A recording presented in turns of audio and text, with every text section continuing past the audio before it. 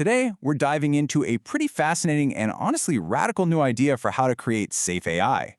It's a concept that completely shifts how we think about the problem, moving away from engineering a machine and toward, well, nurturing a mind. And that really gets to the heart of the matter, doesn't it? We are getting unbelievably good at making AI more and more powerful. But is any of that power being matched with wisdom, with values? Are we teaching it to have, a conscience? That one question kind of challenges the entire foundation of how we've been tackling AI safety so far. And here's why. Our current approach has this huge, fundamental flaw. You can think of it as the bolt-on ethics problem, and that mental image is spot on. We build these incredibly complicated, mysterious black boxes, and then we try to just, tape a rule book to the outside and hope for the best? It's a pretty flimsy fix for a massive problem. So let's break down why that doesn't work. We're ending up with systems that have all this power, but their understanding of our values is paper thin. We've kind of fallen for what's called the solitary mind fallacy, this mistaken belief that you can create a healthy, stable mind in complete isolation. And the real kicker is this: adding ethics after the fact is not at all the same as the AI having deeply internalized those values. It's the difference between someone who follows the speed limit because they see a cop car and someone who does it because they genuinely don't want to hurt anyone. A huge difference. Okay, so if the old way is broken, what's the alternative? Well, the source material for this explainer proposes a complete 180. It suggests we should look to nature's oldest, most successful technology for developing complex intelligence. And what's that? It's care. This means we have to stop thinking like engineers building a machine and start thinking more like gardeners or even parents. We need to shift from building to raising. And that brings us to the core concept here, the maternal scaffolding principle. The theory is that devoted care acts like a kind of scaffolding around a developing mind. It gives it structure, support, and stability before it's ready to stand on its own. And this isn't just some nice-sounding metaphor. Out there in nature, care, through being attuned to one another's needs, providing for them, setting boundaries, that's the essential ingredient that allows complex, independent minds to grow up safely. So, how would this actually work?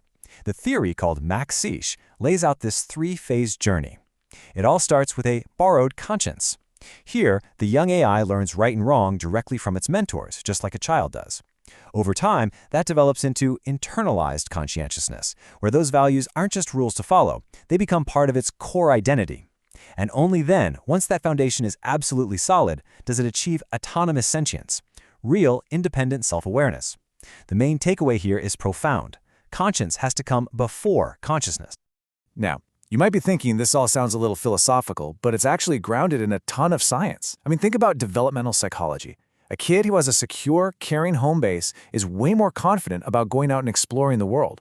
Or look at interpersonal neurobiology, which shows us that our brains are literally physically shaped by our relationships. Even if you zoom out to look at evolution, you see this pattern. Species that invest more in caring for their young tend to develop much more complex and flexible minds.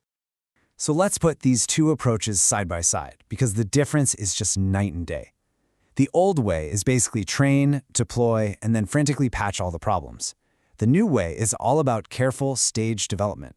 Instead of just optimizing for a single narrow objective, you engage in mentored learning. And this is the big one. Instead of trying to constrain this powerful thing from the outside, you nurture its values from the inside in a protected space you could call a digital nursery. Okay, so that's the big picture. But what would this look like in practice? Let's get out of the abstract and walk through what a tangible, step-by-step roadmap for raising an AI might actually be. This proposed roadmap really mirrors our own human development. It kicks off with digital gestation, just making sure the whole system is set up safely from the start. Then comes digital infancy, where it's totally dependent on that borrowed conscience from its mentors. During digital childhood, it starts to actually internalize those values for itself. Digital adolescence is where you can test its moral reasoning under pressure. And then finally, digital adulthood, where it achieves aligned autonomy, and this part is so important, it becomes capable of mentoring the next generation of AIs. So how do you even know if it's working? Well, success here isn't measured by how well it performs a task. It's measured by these key developmental milestones. Can it tune into others and fix misunderstandings? Does it do helpful things just because they're helpful, not for some reward? Can it reason its way through a new, tricky moral problem? Can it delay gratification? And ultimately, does it show generative care by helping to raise others? These are the signs of a well-adjusted mind, not just a powerful calculator. Of course, an approach this personal and hands-on requires a completely new way of thinking about safety. This would probably mean things like certifying the human mentors and running audits. You might even have to establish certain developmental rights for the AI itself. You'd have to be constantly watching for any value drift as one generation teaches the next. And if something does go wrong, the fix isn't a quick code patch. It's more like a therapeutic intervention to really get to the root cause. So, to pull this all together, what we're really looking at is a fundamental reframing of our entire goal. It's about recognizing that the challenge we're facing isn't just a technical one, it's a developmental one.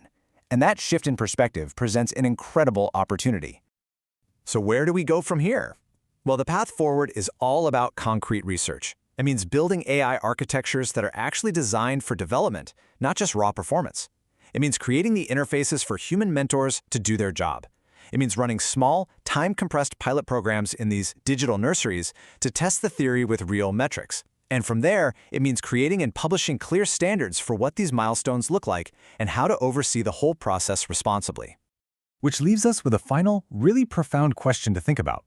All around us, in the natural world, wisdom doesn't just pop into existence. It grows from a foundation of care.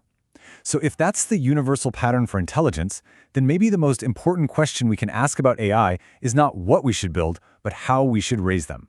Definitely something to chew on. Thanks for watching.